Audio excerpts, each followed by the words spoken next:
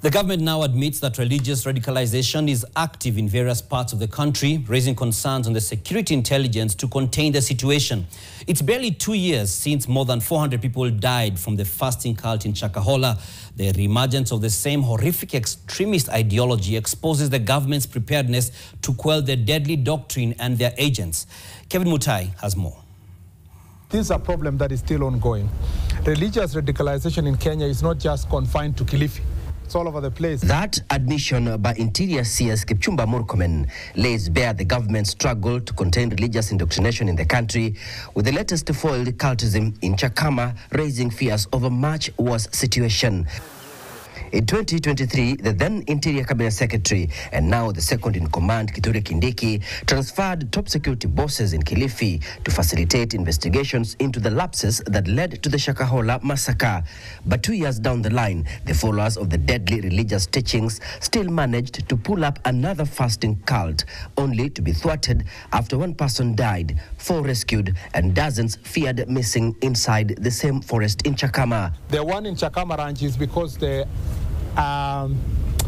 actors in the past who have been radicalized are now, they want to start new cells, you know.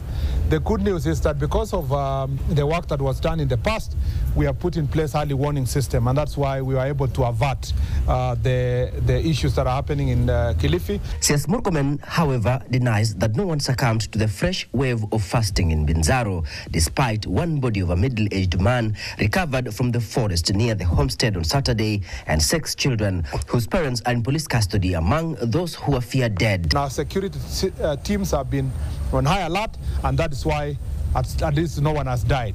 But you can see some people. You see, it's very difficult also to police everybody where they go and worship. It's only that when you see that there is an element of radicalization to it, is when the police come in. The government says those behind the happenings in Chakama Forest are connected to the controversial preacher Paul Mackenzie, who commandeered the deaths of 429 people through his religious ideologies.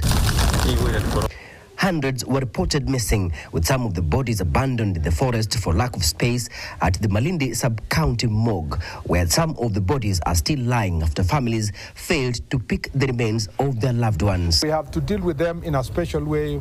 We must make sure that all of them are in solitary confinement so that they don't continue with this ideology and radicalize more people to suffer. Homicide detectives are already at the coast preparing to visit the scene for fact-finding and forensic analysis of the area.